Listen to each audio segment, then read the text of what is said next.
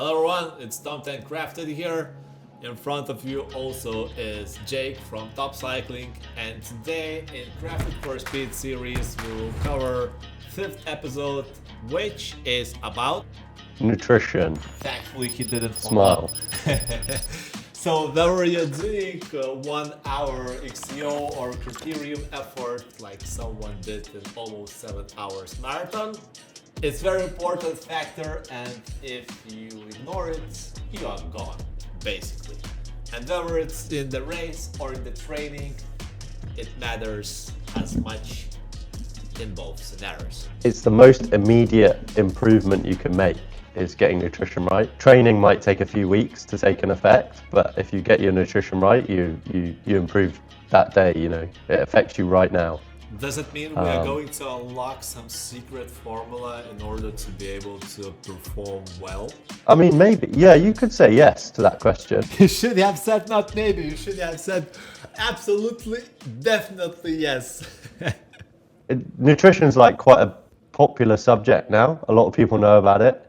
There's a lot of marketing and advertising from nutrition supplement. Everyone's knowledge of nutrition has improved hugely over the last 10 years, which I think is why you see, especially in the road cycling, so many performances that you think are incredible compared to, say, when everyone was doped up to the gills.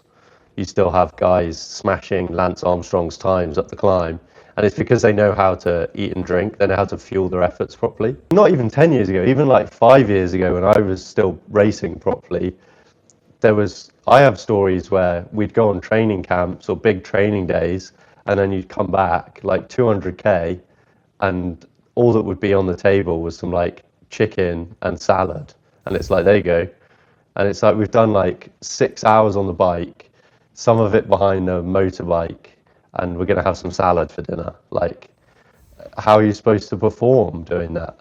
But that was that's the old school mentality. Carbs are bad. Carbs make you fat. Carbs put on weight. And it's, protein for recovery, and then salad to, I don't know, make you full. I don't know. It's it just didn't make any sense. So I went to McDonald's that day. How bad or good is to take McDonald's or any junk food after hard efforts? Well, a hard effort. So if you talk about hard effort, a big effort, so 6 hours, if you've done 6 hours riding, you can eat whatever you want. Effectively, your body it's I don't know, call it 4,000 calories, 4,000 kilojoules. That's what the ride was. Then your body you can eat that amount of food before you've even reached your baseline level. If you're eating Domino's pizza all the time, then yes, there's a lot of saturated fats and stuff that can clog up your arteries, and your gut will probably, God help your toilet. But if you do it once in a while after a big day, you can get away with it. It's going to give you energy. So it's not that bad. But can we separate good energy from bad energy? Because I guess we could. Yeah, so there's a hierarchy, and if you eat, if your daily food intake is bad, it's going to have a negative effect, and you need to make sure that the right energy, you're having good energy on a daily basis. We can circle back to, what we've been talking about the whole time in terms of physiology and how you're producing energy, because it's all about, everything's an equation, energy in, energy out. How we fuel our bodies is how we then produce power. It when you go to a petrol station, you put petrol in the car, that's how it then propels you forward. So it's about choosing which petrol you want. Aerobic is fat, anaerobic is carbohydrate. You can think of anything below tempo, you're burning fat. That's the primary fuel source. So all those if people like to talk about long zone 2, doing endurance rides, you actually fat you're burning mostly fat. That's the fuel source you want to utilize at that level. And then whenever you go above threshold, the only fuel source you can use is carbohydrate. So therefore it's really, really important. That's why people talk about drinking and eating loads of carbohydrate, because you need it there for when you do those hard efforts. Even at like an endurance level, you're still burning carbohydrate, right? And you only have a very finite amount. The glycogen is available in the muscles that are working. You can't transport it. So glycogen that's stored in your leg muscles or glycogen that's stored in your arm muscles can't then be used in your legs. So it's only what's in your legs that your legs can use.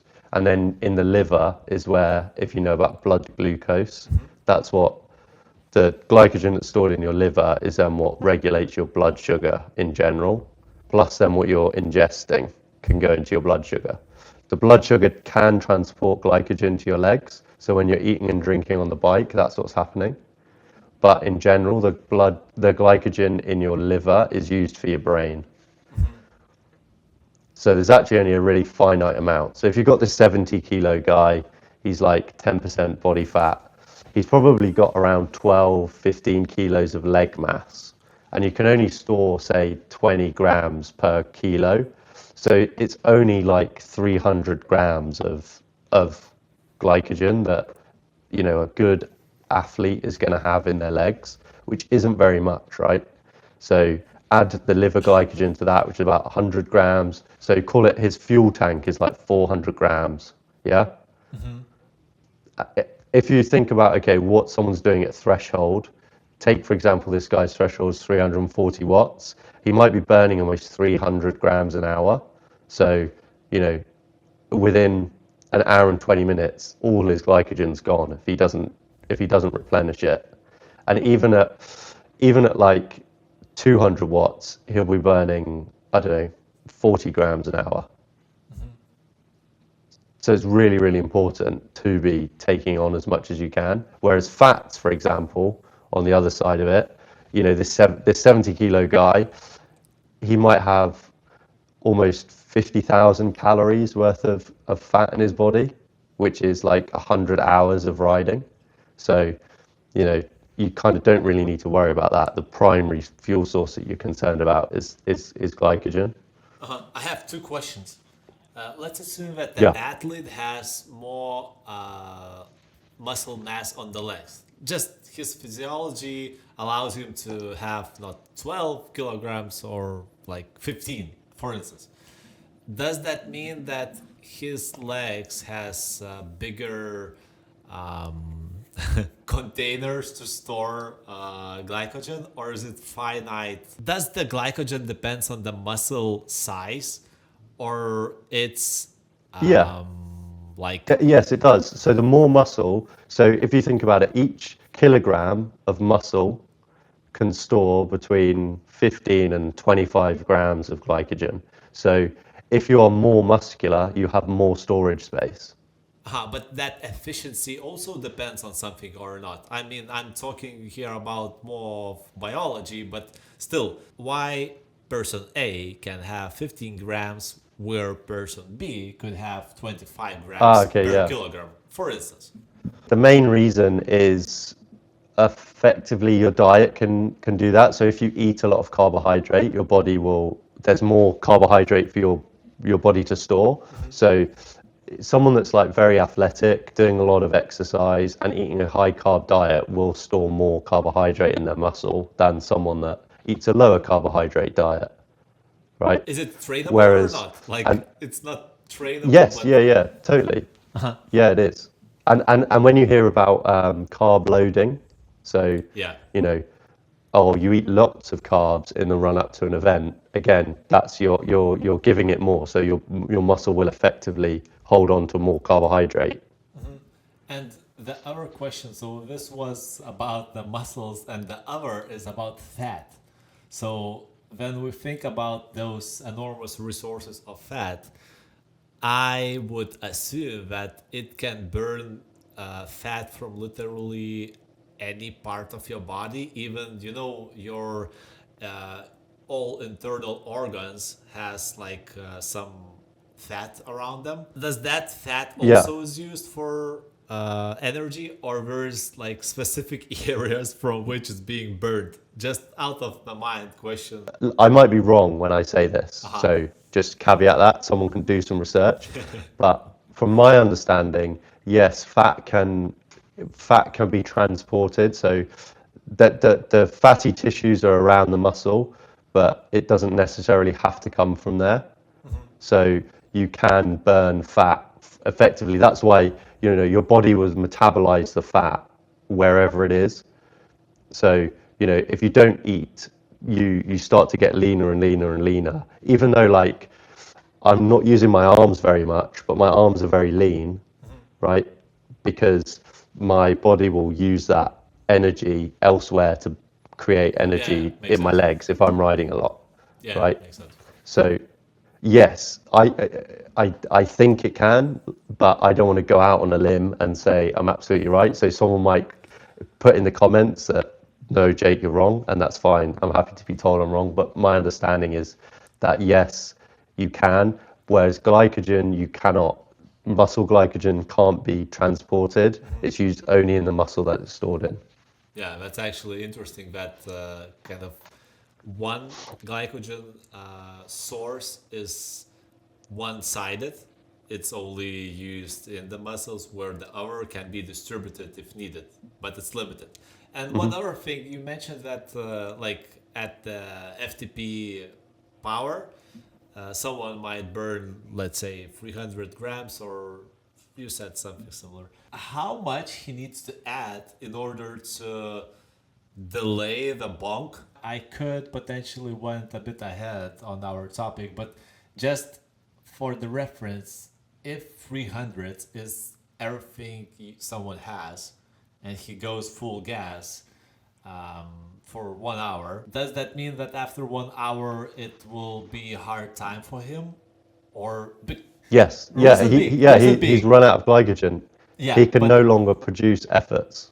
the same effort he won't be able to produce. But let's say he adds 100 grams within that hour, so it just extends only slightly his performance Yeah, potential. exactly. Yeah, and so when you drink the carbohydrate mix or you have a gel, and that then goes into your bloodstream and is then transported to the muscle through your blood, which then allows it more fuel to carry on working. Yeah, and last But stupid question. Why we don't consume fat during our exercise? Because it's more difficult to distribute, like it's not as easy digestible. yeah, you don't necessarily want to eat a lot of fat because it takes more effort to digest. So when you have things like gels and carb mix, it's super simple. Like it's very simple for your body to digest and release into the bloodstream. Whereas if you decided to have a sausage roll or I don't know, a burger, right? It's going to take a lot more energy for you to digest that food. So Or a basically, cheese sandwich. it will take energy which you already need in order to Yeah, make energy for you. So that's kind of yeah, the logical explanation. yeah. Say you're doing like I don't know, a 12-hour epic ride where you're going from one place to another, 300 kilometers, right? And you're not really you're like zone two all day, you're zone one, zone two all day, right?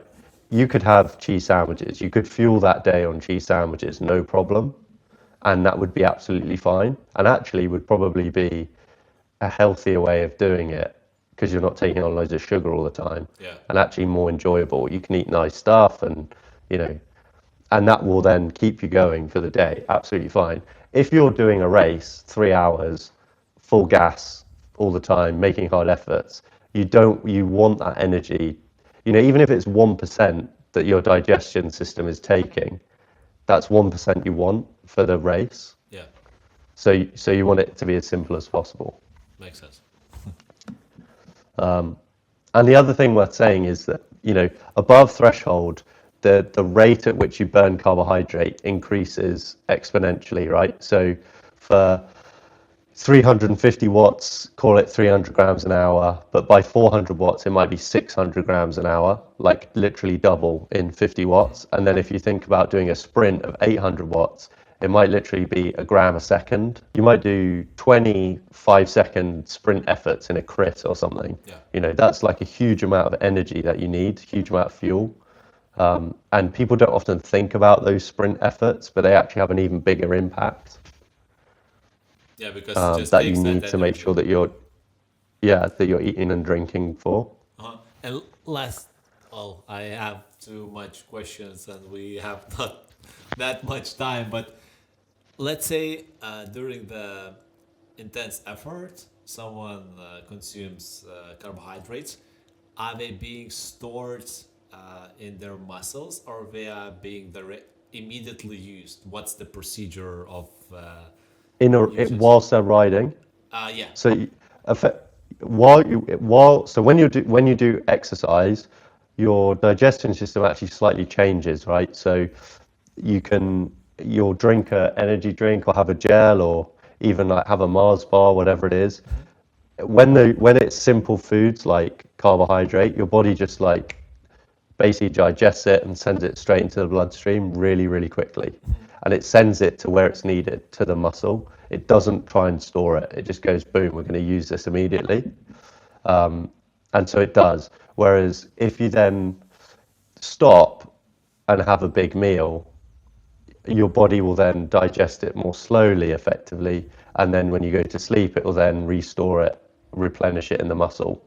But there is a window, right? So if you do a hard session, there is like a 90-minute window after you've done the session where you'll effectively digest and store more of the food, more of the nutrition of the food into your muscles and take on more of it because your body wants it than like if you were to eat 3 hours after doing the session. And it's also kind of, I remember that from gym sessions that if you want to take protein shake, it should be taken in 13 minutes. Like the Yeah. golden 40 minutes is just a window, which kind of improves efficiency, I guess. What's being stored in your muscles, and in the end of the day, 1% maybe of potential of getting more out of the work you done in Yeah. whatever session you did, whether it's gym or bike or whatever, or running. Protein shakes definitely work as such. But they only work because you're just taking on more protein. There's nothing special about a protein shake. Like if you did a gym session and ate a chicken breast, it would have like, well, arguably actually the chicken breast would have a better nutritional effect than the protein shake because the protein shake is manufactured, whereas the chicken breast is a natural protein. So it's like on face value, it doesn't make a difference. The protein shake's not special.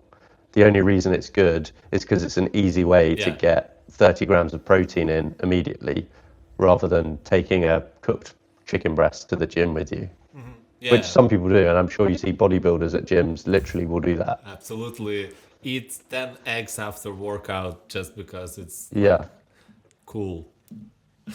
You can effectively take on more. You know, your body can absorb more of it whilst you're doing it and immediately afterwards. So if we go back to, okay, the question you had before where you were like, okay, you got this guy, he's doing, he's burning 300 grams an hour at threshold. How can he kind of extend the time at which he can not run out of energy? Yeah.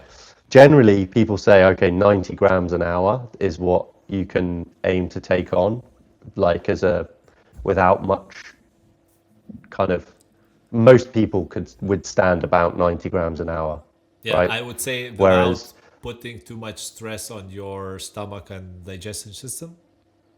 yeah, but you can definitely push that up. So if you do regularly hard sessions, race a lot, you can definitely push it up to like more like 120, 140 grams an hour, which for context is probably in your average 500 ml energy drink bottle makeup, there's probably 40 grams. So, it's like 3.5 bottles or 2 bottles an hour plus a couple of gels. It's a lot of stuff. But I also have heard, and we could put the link in somewhere. I saw a guy did an Ironman triathlon, and he took on 200 grams an hour for 4 hours, I think. And how he managed to consume it. But it was about the bike, right? Yeah, He did it on the bike. on the So bike, on the yeah, bike, on the bike. I think he had something like 28 gels. So only gels, nothing else. No, and drink and carb mix. Uh-huh. Was it some known company branded athlete? But I wanted to get onto this actually because I have I think, well, how do you feel? Would you ever want a nutrition sponsor? Would I want to have nutrition sponsor? Uh, if it's which I like, then why not? But Okay, maybe I shouldn't say what I'm about to say then, because it might ruin your chances of ever getting a nutrition sponsor. tell me. Destroy my heart better sooner than later. So effectively, I think the nutrition market is full of shit, basically, right? It's so overpriced, and they kind of there's nothing magical about it. It's actually like it's really simple to make these drink mixes, and I don't know, a tub of SIS costs what, 30 quid, 40 euros for like a big one. And you can literally buy the individual ingredients off Amazon for £3 in like bulk, right? And so it's just about making sure that you get there's types of carbohydrate. So carbohydrate is sugar and also starch. And so the way you can get to like 90 grams, 120 grams an hour is getting that mix right of which carbohydrates you're putting in the mixture. Because if you put too much of one, you won't be able to absorb it all. So your gut basically has like a maximum amount for each of these carbohydrate kind of bits that it can take on. You have maltodextrin, which is starch based, and so it takes a little bit more energy to break down because it's starch. So there's like a few more kind of chemical Branches connected to the joins that you have to molecules. break Yeah. down.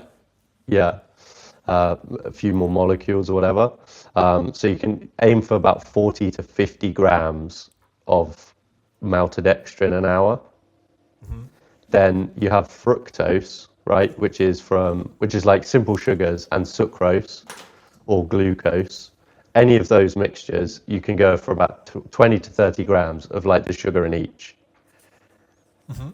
And so overall, that'll hit you about 90 to 100 grams an hour. What's it? And effectively, if you just mix that in your bottles, then and you can buy it all individually. I think I bought like a 5 kilo tub of maltodextrin for like £1.50. £1 50. I'd say yeah, off Amazon, or maybe it was AliExpress. Or maybe now you have a tail growing at your back. Maybe that was a year I went really well. I was going really strong. Maybe they put something in it. Who knows, you know? And at some manufacturers, they kind of write like informed, you know, that like they put icon informed, which means that it's tested. There are no illegal elements in that mix, etc. So informed. Maybe he was not informed, and maybe that's where those words came from, huh? Huh? Maybe, but I think it was just a giant bag of, starch powder. But actually, I know one guy who's doing that. He's making his own mix. Shout out, Nikki. I know you will be watching this, and I know that you will be clapping your hands like, I told you Yeah. that. And I mean, I'm fine. If you like doing that, it's good. Personally, Oh, and then the other thing you can put in there, if you really want to be, you just put some table salt, if just you some really normal wanna be, sodium salt in the bottle, and then you've got your electrolytes in there as well. So, you know, actually, per bottle, you can make it for like 20p. as you said that, I use that advice in Rally di Romagna. I put kitchen salt into my bottles. I mean, I felt great. Yeah, there you go. You didn't cramp. That's what Jake me in Costa Blanca bike race when he said, I forgot my bottles with salt. That was actual salt. Really? Yeah. You put it as well in that race? Uh-huh. Yeah. Every And, race. and actually, in the backpack which you recommend me to carry in Rally di Romania, a hydro pack actually. I also put, apart from putting it to a freezer during the night, before doing that I also put some sugar. Sugar. Salt. Salt. I put some salt inside, and it was like amazing. You drink cold, salty water. Doesn't Yeah. sound good, but when it's outside 30 degrees and you need that, it was like brilliant advice. When it's just the right amount of salt, it's good. Yeah, just, Yeah. and that's it. It's not like drinking seawater. Yeah. Well, I mean, it's just few grains, and that's enough. What I wanted to say about that custom mix of our own, potentially, somehow I believe in my mind that those known like product makers put some secret ingredient inside, which, like, some secret. I'm like, sponsor competition, highly recommended. Not sponsored, but they put starch hydrolysates, whichever, what, like, it's maltodextrin. That's probably maltodextrin. Yeah. No, but there's other, like, there's starch, hydrolyzate, whatever, waxy maize, rice. It's something based on rice. Then glucose, then maltodextrin, then sucrose, then isomaltulose, trehalose. what that is? I mean, acacia fiber hydrolysate, flavors, coloring paprika, magnesium, blah blah blah blah blah. So maybe that's the secret sauces, huh? No. It's just like fancy words for all the same stuff. Okay, I have other one, Hydrofit. Actually, I like Name Sport quite a lot. I bought it before Euro Dolomite. And funny thing, I just randomly bought this red orange flavor. This was the sponsor of the event, and the same flavor was in the electrolytes bottles in the feed station. So basically, I've been having the same drink which I mixed in the morning at every feed station. Like, Nerigo would give me the bottle, so that was good. So dextrose, maltodextrin, beetroot, red beetroots. Huh? Beetroot. There you go. Huh? Yeah. Maybe it's added for color. I don't know. But basically, I don't know. Somehow, I think that those, either way, I mean, there were any sort of powder which you buy for as a carbohydrates, they also have some flavor, which probably you wouldn't be able to make on your own mix, or would you? Yeah, you can flavor it whatever you want. So I used to just put, like, I don't know, some squash in it, like lemon squash, orange squash, Uh-huh. whatever you wanted. But actually, so when I would train a lot and have lots of energy drinks, I would only use maltodextrin, and I would just have like 40 grams of maltodextrin in it, and it's unflavored, so it's not sweet because it's starch, so it's not sugar. Yeah. And also, because it's starch, it doesn't rot your teeth. Whereas if you're taking the sugar all the time in gels and bottles, it'll just, like, I mean, my rear teeth are pretty bad anyway, but like, it, like, really, really bad. And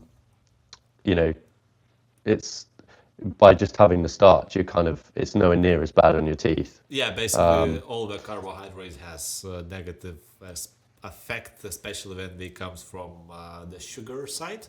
But last one thing which I thought, potentially maybe those custom mixes are not as good to mix in the water. Are they dilute easily? How it works? Yeah, fine. They are fine? Yeah, absolutely. There's no difference. Uh-huh. Because that's also some sort of my imagination world where I would think No, that yeah, you're buying the just, same ingredients that goes in the powder. You're just buying it individually. It's exactly the same. Um, so try it, try it. Next time we're together, I'll give you one of my bottles and you can taste it. If anyone doing that already, apart from Nikki, which I'm pretty sure there are, let us know what is your experience because I'm curious. Kind of like the flavor which scientist chooses for me, you know. Well, okay, I that's say how and the best that's how. the best energy drink, Yeah. the best energy drink on the market is Coca-Cola. Well, what can I say? I like Coca-Cola a lot, and I drink Coca-Cola a lot, even more than I should. And I took it in Euro Dolomites in almost every feed station, just to have some additional flavor in my mouth. But I don't know. I think cola eats your teeth more than anything else. So I think it's not It's just sugar and caffeine. sugar, caffeine, and something which can easily eliminate any oxidation from any Yeah. metallic part. Uh-huh. So Yeah. probably it's not only that, I would assume some acid also, which Maybe, but man, it makes like it fixes you. There's nothing beats like if you're totally fucked, totally bonked, and you just make it to the petrol station. Nothing like you have a Coke and oh, you're $1 million. You get home again. yeah, that's true. It like nothing else can do that. Even Red Bull doesn't do that. Only Coke does it. Also, if someone is not aware, if for example you have stomach issues, one of the best medicine you can take is to drink cola because somehow the elements inside allows your digestion to spin up again, and that's exactly what I did in Rally di Romania when I missed one stage due to vomiting and all sorts of stuff. So next day, pretty much the first thing which I took was cola, just because it just reboots things a bit. So better not, but if you need to, you have to. It's a miracle. So while the cola is really nice and I always enjoy it a lot, I think it has some negative effects to my belly. Can you say anything about that? Because I believe that it's a part of the issue. What you drink too much Coke? I'm getting I don't used to think it. so. So. I think a lot of cyclists think about weight loss. I don't know. A lot of people, there's like a big thing around weight loss in cycling more than anything, more than any other sports. Probably because the heavier you are, the slower you go uphill, stuff like that. Um, but weight loss is really simple, and having some Coke every now and again in itself won't necessarily make you gain weight or stop you losing weight. The most important factor is are you in a calorie deficit? Like that's all that matters. If you're in a calorie deficit, you'll lose weight. You might not lose the weight you want to lose, so you can lose muscle mass by being in a calorie deficit, not just fat. You might not get leaner, you just get smaller. So this is why it's important to have a good protein intake, making sure that you're having like 2.5 grams per kilo of body mass of protein when you're doing a lot of energy output and maybe you're in a calorie deficit. Then making sure that you're eating the carbohydrate you need to train. So, making sure that you're fueling 40 grams an hour on the bike, 90 grams an hour, whatever it is, and then having carbs for the recovery meal once you've finished. That's really important. And then if you're doing that, okay, you might be close then to like your calorie goal. So what you reduce is effectively the fat intakes, right?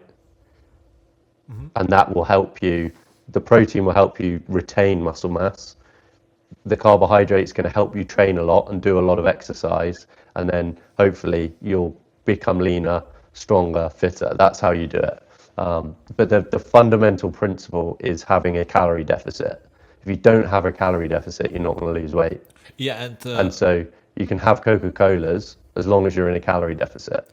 I kind of thought about one other thing is that we talked about carbohydrates intake during the race, but what about that during the training? And especially when you're trying to make calories deficit, does it mean that maybe in some training you shouldn't take any carbohydrates?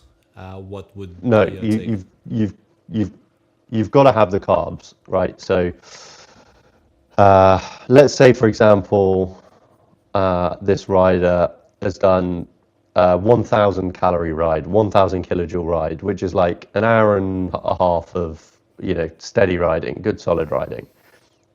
Maybe their base rate of like their base daily calorie intake minus the 1,000 is 2,200. So their total calorie burn for the day is 3,200, right? If they ate, you know, breakfast, they eat a small amount of carbs, lunch, they eat like, I don't know, 100 grams of carbs, dinner, they have 100 grams of carbs, and in training, they have 40. So call it 250 grams of carbs, right? So 250 times 4, that's only like 1,000 calories of carbohydrate, right? And that's still like a good amount. Then, what is it? 2.5 grams, so 2 times 70. 200 times 4. So another 800 grams of protein is the 2.5 grams per kilo for a 70 kilo rider. That's then call that 2,000 calories. They still have 1,000 calories to eat, which can then come from fat. And that's like a good balanced diet. And that's still a good amount of carbohydrate for lunch and dinner.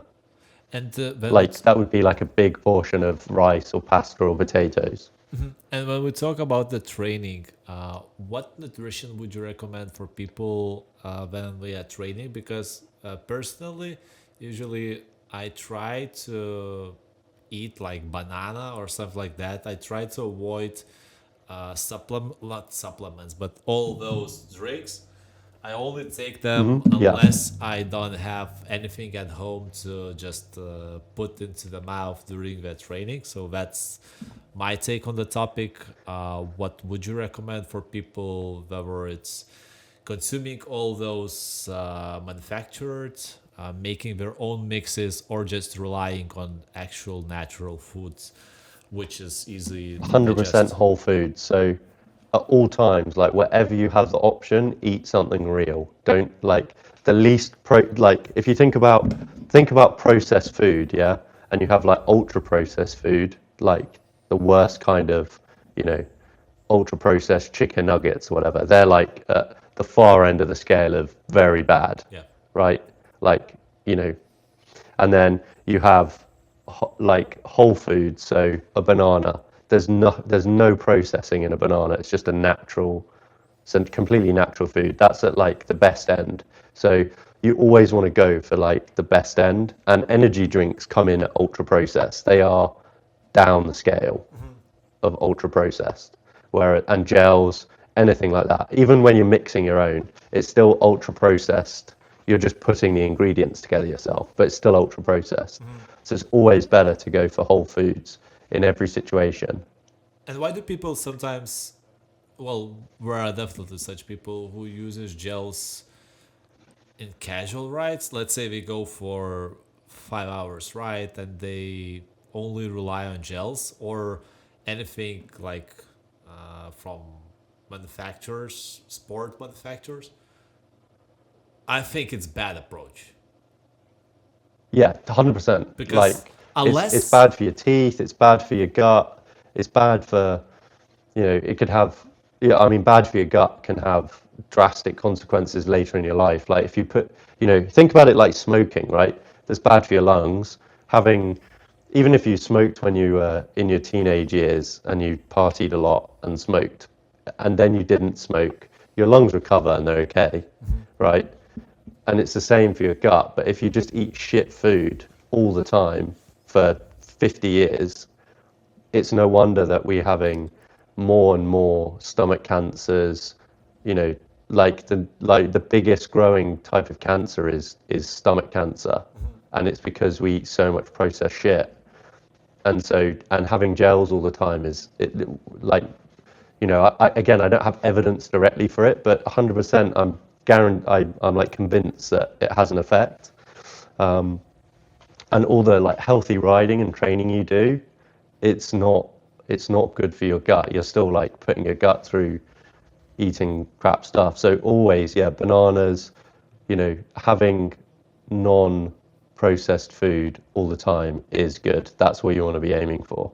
And save the gels for when you need them, like a race. You can't mid-race, mid-attack, you can't like stop, get your banana out, peel the banana, eat the banana, put it back in your pocket. That's where you want the gel because boom, it's quick, it's done.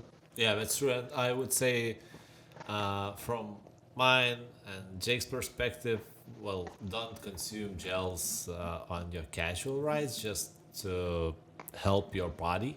But the only time when I think that it's a good time to use gels is when you're trying, when you're testing new product, new brand, and you want to make sure that your body accepts it. Then it's acceptable time to actually make use it during the training. But all other times, I mean, your results won't suffer if you eat like, I don't know, some bar, which is not ideal, but still better than gels or anything processed.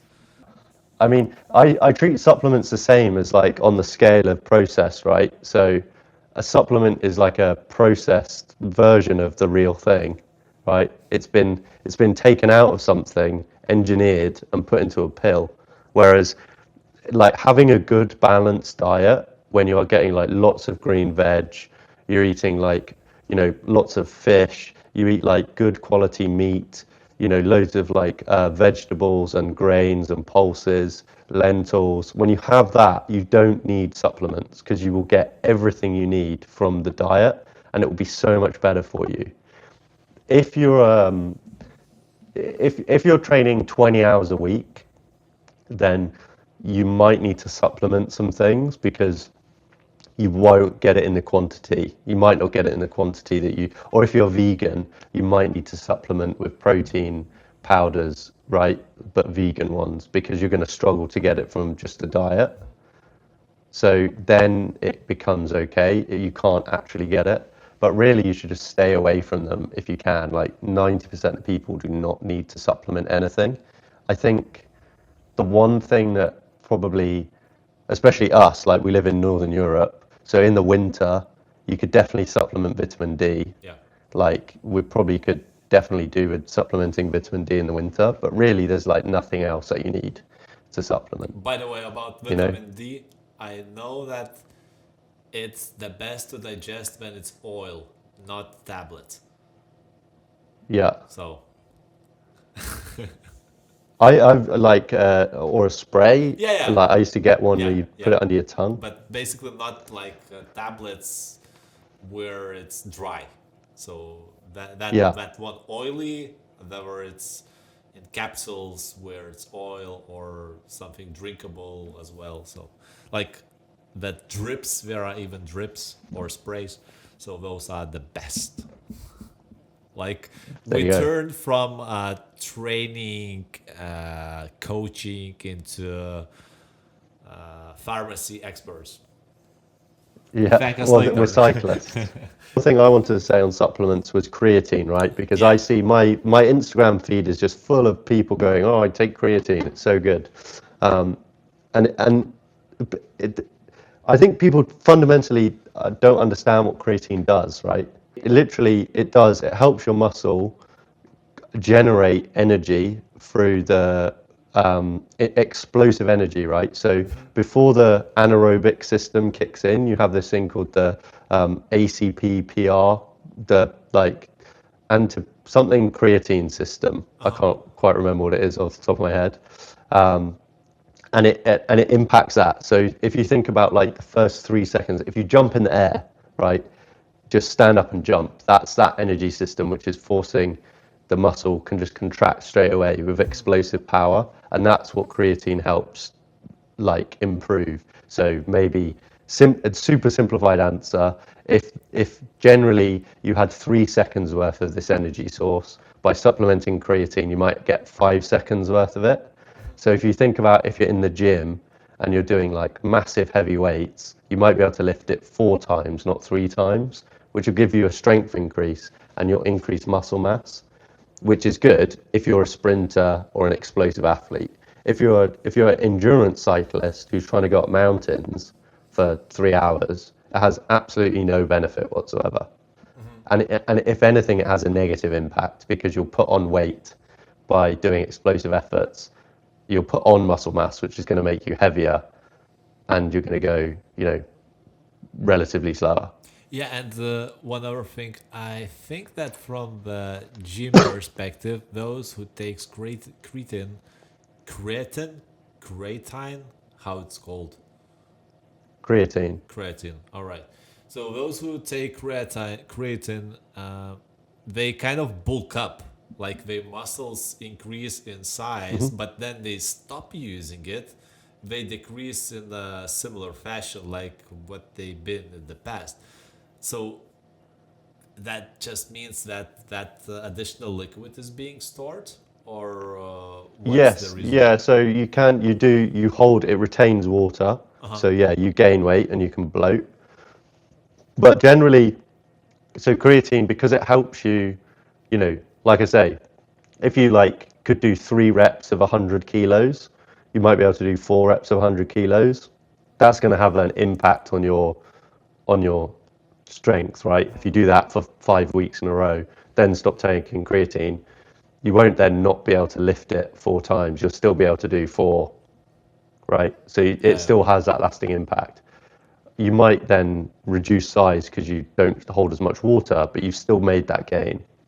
Same as with doping, when some person like caught on steroids, doping, whatever, they have a window of 2 to 4 years where they are not able to compete professionally. Well, we can talk here about professional athletes, but the footprint which that leaves in like your system, your basically your body already remembers what he was capable of doing, and your muscles also remembers, and then you return back after that window. Of course, you lost some gain which you had, but that still has like long-term lasting effect, and you will be still, I don't know, few percents better than you've been, Yeah. and that's still advantage, and that's the reason why those who dope should be banned for life, because they are no longer like same persons like they have been. I think so. Not I not true mean, that facts, not I true can't. facts, but It's hard to measure that. So I think it would be harsh to then ban people for life because you can't measure that. But I can't disagree with your logic. because Like like, it is a compelling argument, yeah, so if you know? someone thinks otherwise, or you agree, you can also drop a comment and let's Yeah. discuss I mean, we could do a whole episode on on. stuff like this. Anyways, we went a bit off on my last statement, but it's still partially with nutrition and supplements, so it's not absolutely irrelevant. But other than that, I think that the key takeaways out of this is you should, during hard exercises, make sure to use, I would say, from 80 grams per hour of carbohydrates in whichever form you are able to. Whether it's like some sort of powder, gels, gummies, or I don't know, whichever you think. Maybe some can just consume dates or dates bars or bananas. So it's up to you. But keep in mind that if you underfuel, you will regret it sooner than later. Yeah, exactly. I mean, in general, if you're doing something hard, a hard ride, if you're doing a really hard ride, you want to aim for 90 grams an hour. If your ride is like, tempo, threshold, lots of climbing, you want to aim for at least 40 to 60 grams an hour. And if it's just a steady endurance ride, less than 40 grams an hour is totally fine. Or just rely on your fat. I mean, you can, but you'll still bonk. You'll Yeah, still run out of glycogen. it's not possible to Um, keep it only on your belly. And anything else which we can point out? I don't think so. I think we've covered everything. We I think people now understand fully how to fuel themselves. we talked for an hour and we made a wrap. Just take, know, just take 90 grams and that's pretty much it. No, I mean, it's good. So I changed the t-shirt not because I was sweating a lot our time, but because we had an emergency call and we had to shut off the recording. So it's the other day and we are going to wrap things up on the nutrition topic first, and then we will dive into a few bits about Jake. Also, we will cover Hero Dolomites and the future plans of mine, Jake. So I think we covered quite a lot on the theory of nutrition, and what we always did in the past during our podcast is we kind of had some visuals which reflected what we've been talking. And I know that in Topp Performance Cycling app, you also have something to show to us in terms of how, while I've been doing that long introduction back to the topic, we already have those visuals. I guess what's worth saying is that everything we talked about in terms of this fuel tank, you've only got so much glycogen in your muscles.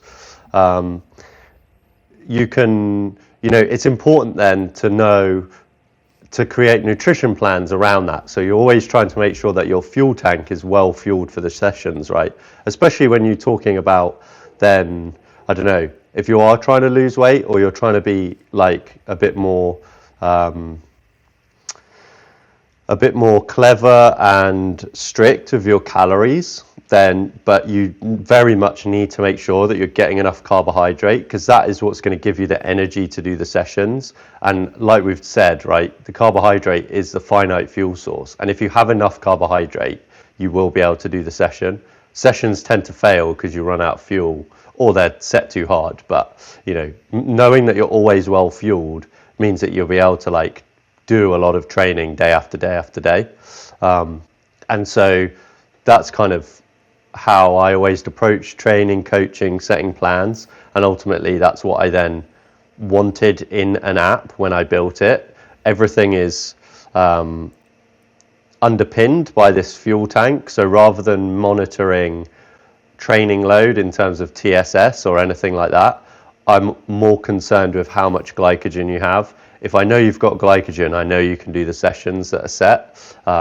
So the nutrition plans are always focused firstly on how much carbohydrate to eat for any given day based on what you've been doing previously and what you're doing in the future. And the algorithm will mix it up. So, if you don't have a particularly hard day tomorrow, but maybe it is a hard session today, you might have a big breakfast and a big lunch, but actually dinner wouldn't be much carbohydrate because you don't need it the next day.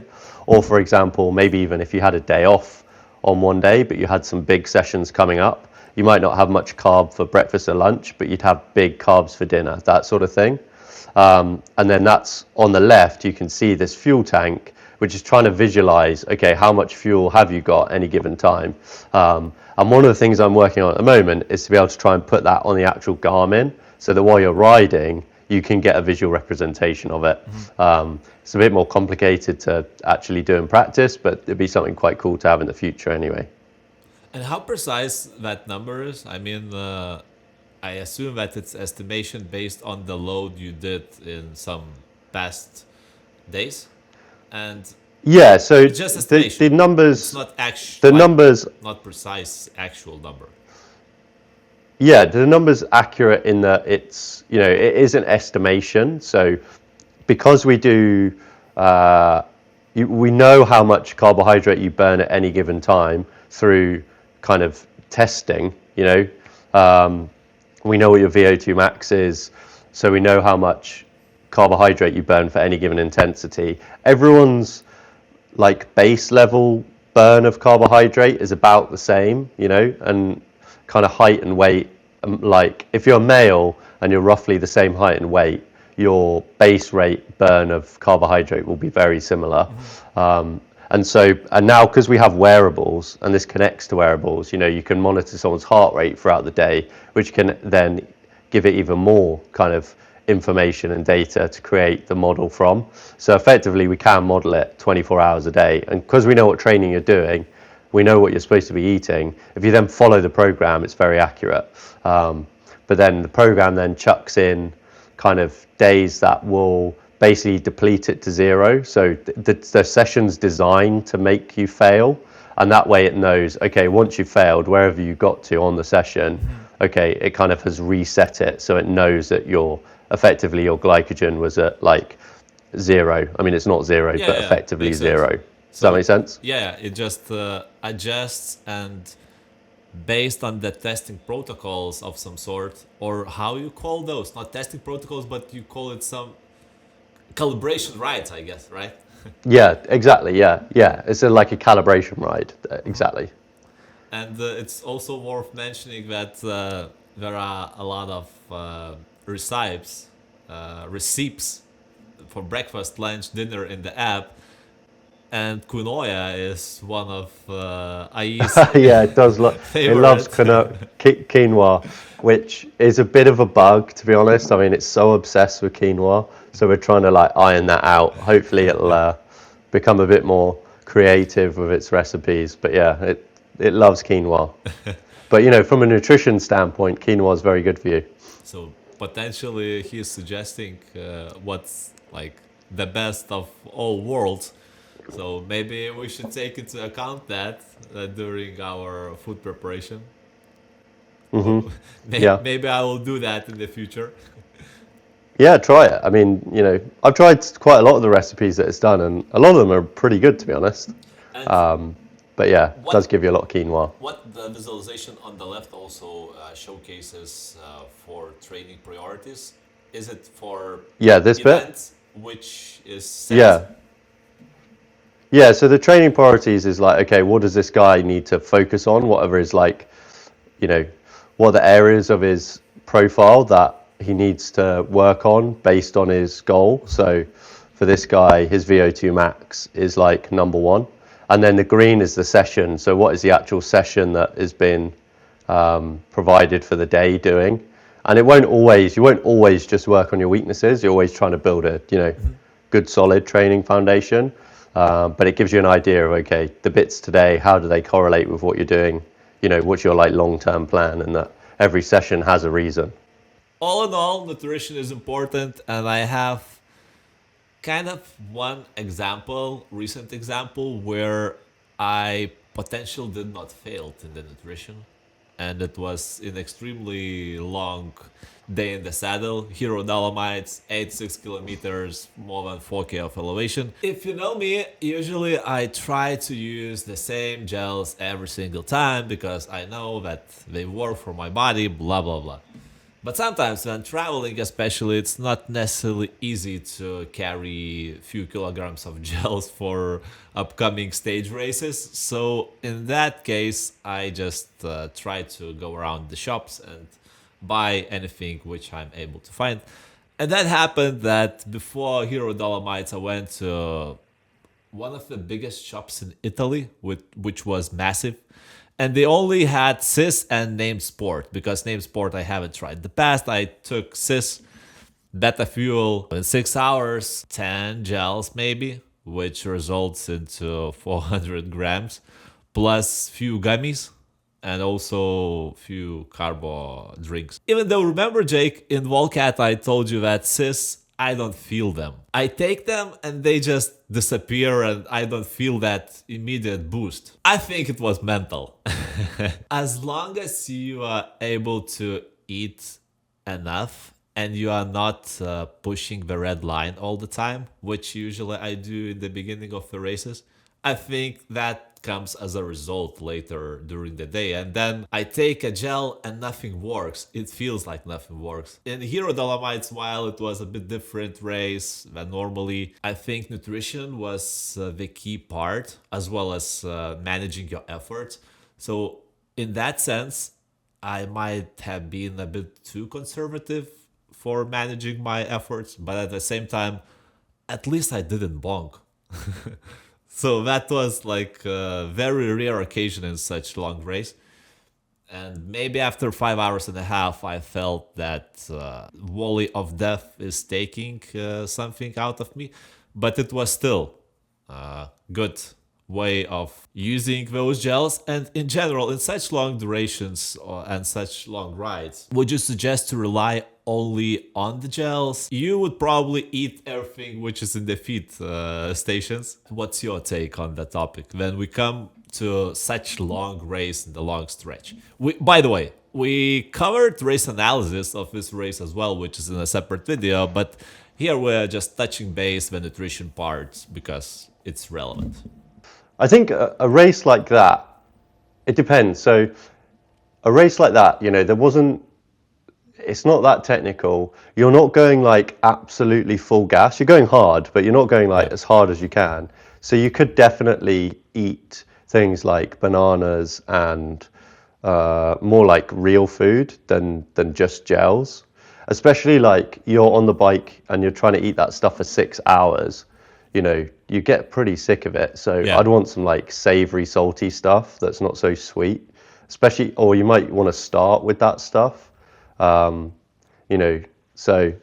you kind of could eat like a kind of anything really on a ride like that. And I would stay away from gels, to be honest. No one wants to have gels for 6 hours, especially not your wife after you've finished and you're kind of in the living room with, the belly from 6 gels. That's not going to be a nice place for anyone. Yeah, but somehow this time it was okay. I don't know how.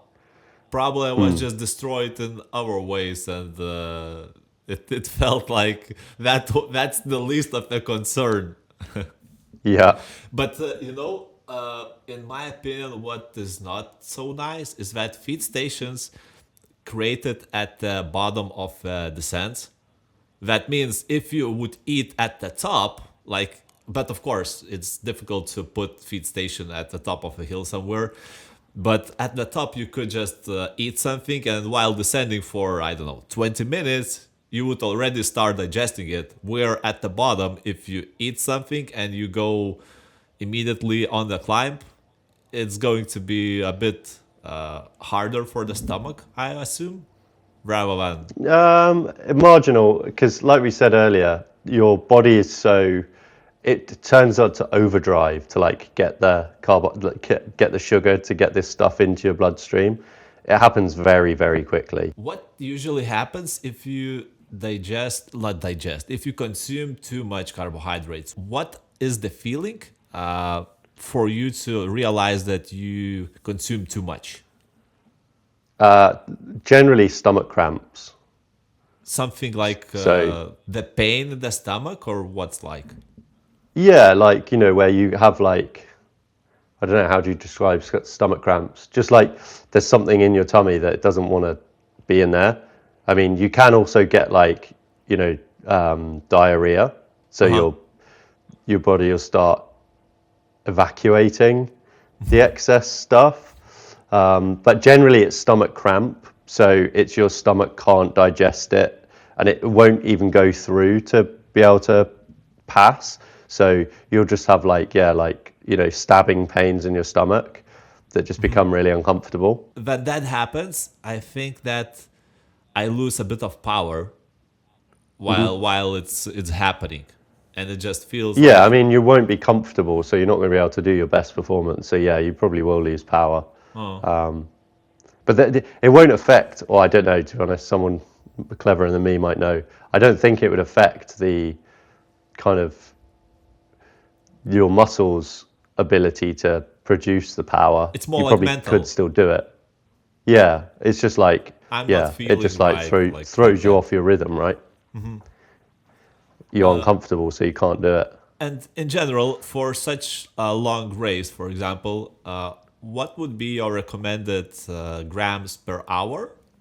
Because it's not full gas. Well, some potentially did it full, but for average Joes, above average Joes, maybe, what would be your recommendation?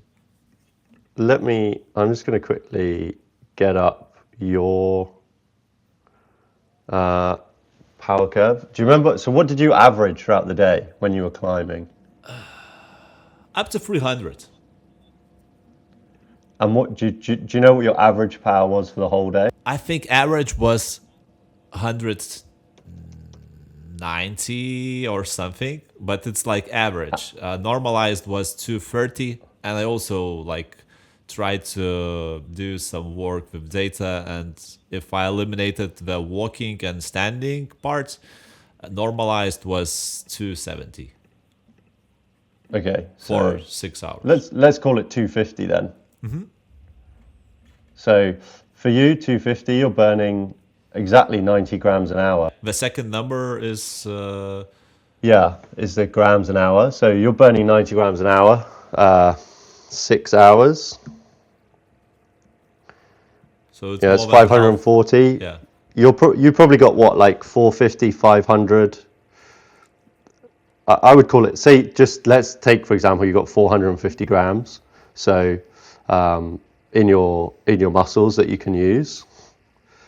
So you need there's like 150, call it, of extra carbohydrate you need to take on.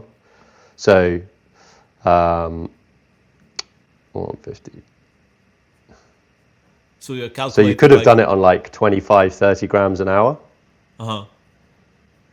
But I took significantly more for sure. which is fine. Like that's good. It's probably why you didn't feel terrible at any point, you Uh-huh. know?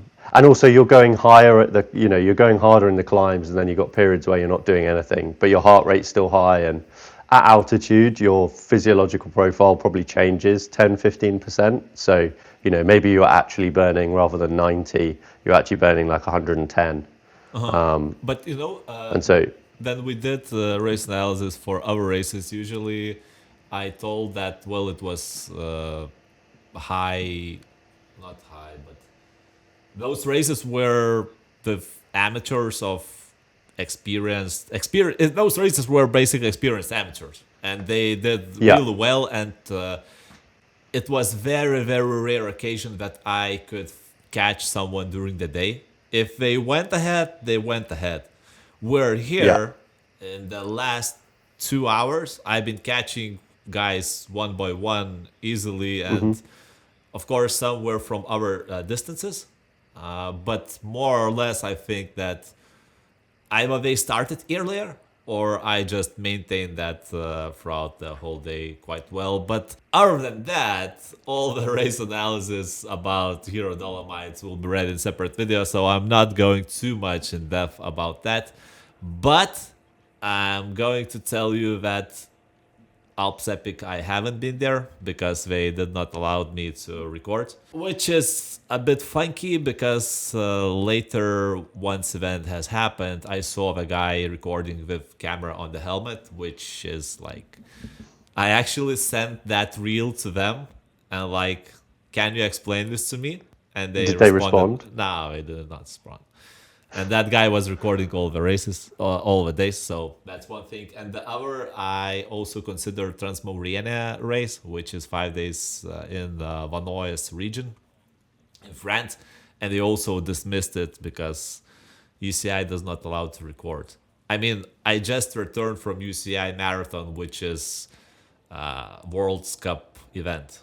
And the only thing I did just signed the liability waiver that I'm responsible, no one else is responsible for what I'm going to do. And that was pretty much it. So if you are a race organizer and you have a race event happening under UCI, you should consider whether you want to have exposure or you want to have none. If you have a lot of cash to spend on marketing, do it, spend it. Otherwise, you can always consider allowing others to record and get that advertising for free, which is So you should just record anyway. Just like, I don't think. disqualify me if you want to, right? Yeah, but no one was. I don't think anyone's really going to notice. Uh, they would if they would want to. So if you are coming to the race which you are aware of and you know how it's sorted, like if people come into the gates without anyone watching them, and you know that, you might get away once or twice. But if someone is looking at your number and you are allowed to gate like strictly, then who knows? Maybe we need to forge a document that's like says you've got permission. We can just make one on Photoshop. Yeah, but then depending on the laws in the country, you might get sued for faking the document. Oh, well, only if they find out. Anyways, I'm going to our stage race, which I'm not going to tell anything about it right now, but it's going to be epic, and I will say that hopefully I will return in one piece. Why? You'll figure out later. Okay, exciting. And Nice. talking about One Piece, we have one guy who's finally in One Piece, and he's standing in front of you. So maybe, Jake, you can tell us all about your recent story about your past story. So basically, everything is going even better than expected, right? Yeah, I had some amazing news the other day. So I think to put it in context, obviously I had a terrible accident. I really screwed up my arm pretty well. And there was like periods of time where people were telling me that I might lose it and, like I should be prepared that it's never going to heal. And, it was all very negative, I suppose. And like, as we've talked about this in the past, I had like quite a lot of different surgeries. I was in hospital for a while, etc., etc. All of that is covered. Yeah, we in talked about past it previously. episodes. So if you want to, also there's a separate video about that, also available on the channel. So sorry. And so I've been having regular checkups and like x-rays. And so I went for an x-ray on Tuesday, and I was kind of hoping that they would show some signs of the bone starting to heal. That's the big one. Like once the bone starts to show that it's healing, then you're in the clear, like it's going to heal.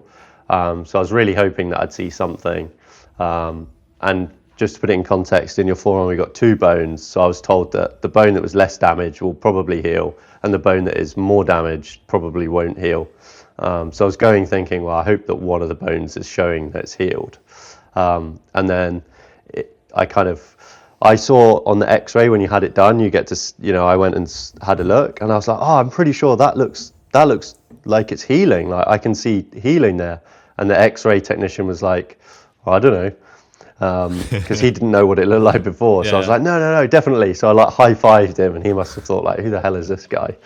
And then I kind of went back to see the doctor, and the doctor came in, and he was like, okay, we've gone and like had 3 looks at the x-ray. We've got like the top guy to come and look at the x-rays, and it looks like your arm is healed. And like no one could quite believe it. And I was just like, actually healed, really healed. So then obviously the very first thing I asked is, can I go and ride a bike? Can I do a wheelie? Yeah, exactly. Wow. So then, so the doctor said, yeah, you can go ride, take it easy. I've got to go back in another 6 weeks for like one more x-ray to just hopefully confirm that it's all completely healed. So he was like, you just take it easy for 6 weeks. Just like, don't go crazy. Don't do anything stupid. So I was like, okay, fine. And actually it was a bit of a head fuck. So once I then left the hospital and got in the car, I kind of didn't really know how to react to the news, because in my head, I hadn't allowed myself to think that this would happen. It was always just like, be prepared for the worst. So then to get the best news that no one was expecting is like a total head fuck. I didn't know how to like properly. Did you cry it? Yeah, so I literally cried most of the way home. It was all a bit overwhelming, and I called Becky, and that was like quite emotional. for both of us, the fact that like, okay, this period is over now, we can move on. Like, it was difficult to deal with. And so when I got back, I was like, okay, what do I do with myself? Because I was at home alone. It was like, what do I do? So I went and got the mountain bike out that I crashed on because I'd not looked at it yet. Mm-hmm. And Becky had bought me a new set, like a one-piece handlebar for the bike. Mm-hmm. So I was like, okay, well, I'll put that on. Like, I'll just put it on and like play with the bike and just like, I don't know, touch it, feel it, be okay with it again.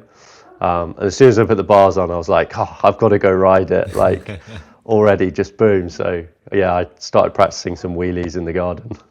And that's, my dear viewers, is not what you do when your doctor says don't do anything stupid. Well, no, to me, I thought don't do anything stupid is like, going downhill, doing jumps, a few wheelies, like, it's fine. Everyone understands don't do anything stupid differently based on their craziness. Yeah, there you go. But that's... So then the last 2 days I've been out riding. Obviously, I've been out on the mountain bike, but not doing mountain biking, just like a few gravel trails and on the road. Yeah. And I did yesterday actually go to the top of the mountain, which is like a gravel road to the top. And then when you get to the top, there's like a off-road bit to the very top, which is a really tough climb. It's like really hard to actually get to the top, and then you can come back down the other side. And I was like, should I go up there? I could go up there. And I was like, no, don't go up there. And then I descended on the road, and it's probably like, I don't know, a 5-minute descent. It's quite a long, steep descent. And then I realized, like, I've just got no dexterity in my hand. So pulling the brake, I have no like feeling for the brake. Uh-huh. It's like the brake is either off or on, So I was glad that I was like, okay, I'm not ready to mountain bike yet. Mm-hmm. I don't have the strength in my arm. I don't have the dexterity to actually brake properly. And what about, you said that you had like stiff numb? Yeah, so all of that is like come back. Uh-huh. Amazing. And you are going to some physiotherapies? Yeah. So the physio, I've been going to the physio, and they're like, again, just really impressed with how quickly it's kind of recovered. But I was talking to the physio about this, and I think, I don't know, I can only speak from my own experience, but I think because I've just like made myself do everything with my hand, so I haven't like babied it. Do you know what I mean? I haven't been overly careful with it, because I think, I don't know, there's something about, because had I have not been told I was going to lose it, and it was just be a normal, like a less traumatizing experience, I think I probably would have been more careful with it, if that, in a weird way, because, I don't know, but when it was like, okay, here's the worst news, and then suddenly you've got it back, like, you're actually not going to have this horrible thing happen. It's almost like, okay, well, I want it back completely. Like, if I've got this opportunity, like, fuck it. I'm just going to make sure that I can make the most of it, because it was so close to being taken away. And it was like that with with the mountain bike. It's kind of like, I want to go and ride and I want to chuck myself off the mountains as soon as possible and do crazy stuff, because only, a month ago, I was told that I could never do anything like that ever again. And so it's like, now I've got a second chance to do it. And I think that has really helped. But please don't do anything stupid for upcoming, like at least 4 weeks, just to make it heal. It's always better to make sure rather than, I don't know, get into a situation where things can get not terrible, but you might move one step down rather than going up. So I would say that. I think, don't get me wrong, I'm not going to go and do anything that would like properly jeopardize myself.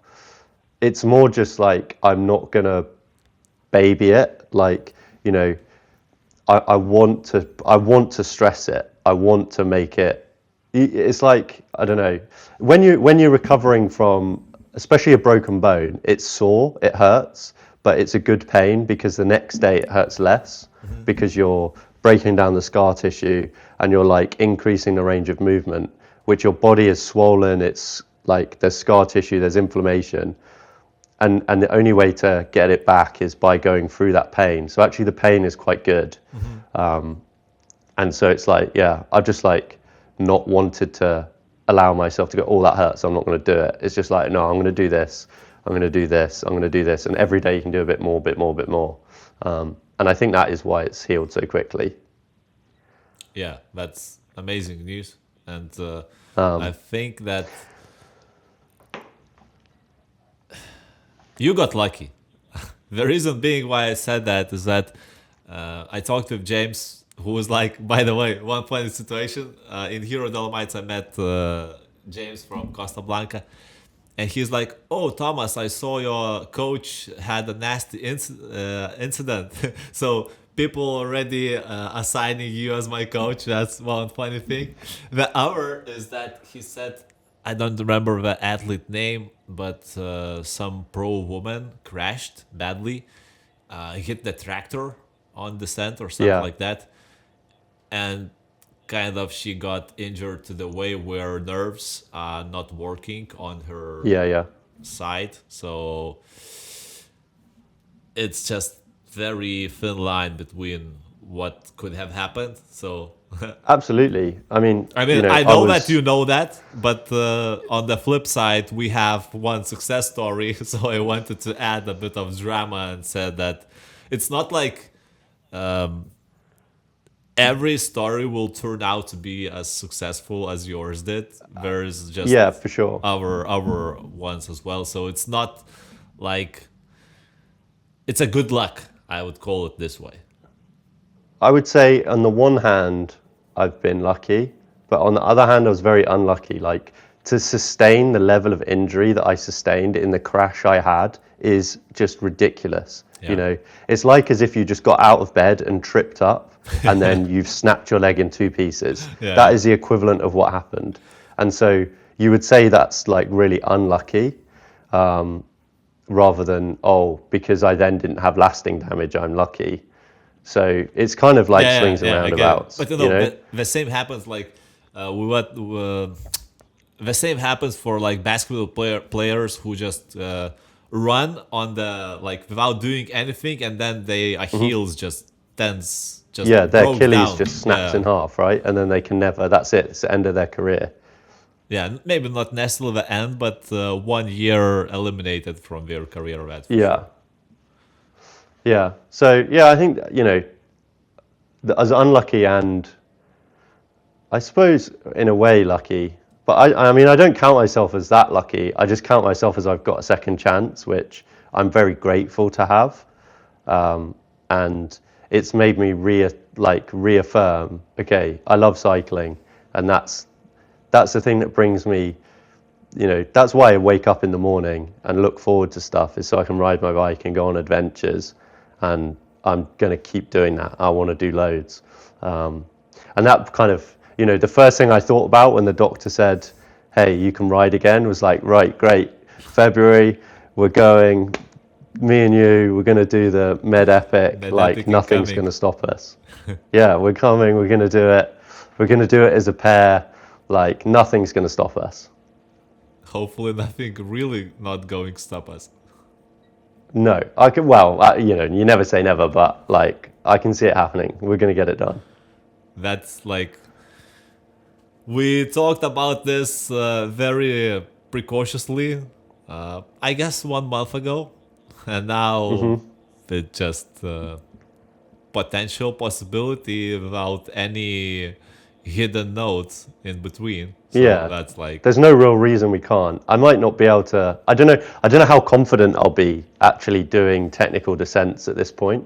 Probably not very to begin with, but it's in February, so we can go back to Spain where the descents are terrifying and get used to it. Yeah, I have to start from zero all over again. That being said, we will go to La Ruina, and you can polish your skills right away.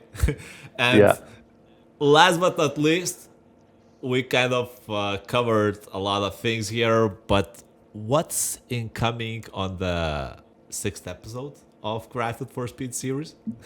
Because in the end Well, of the that's day, these videos are about cycling, training, etc., and also a bit of us. So we covered our part already, and what will be on the sixth episode, Jake?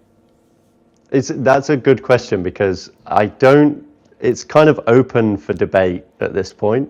I think we've covered a lot of stuff, and it would be really good to get a lot of questions. So if people are listening and they do like this, please just either we could put an email address. You can email Thomas questions, put them in the comments of the video, whatever it is. Like if you're listening on Spotify. If you want your question to be anonymous, you can also feel free to say that, and I will make sure that no one will know your name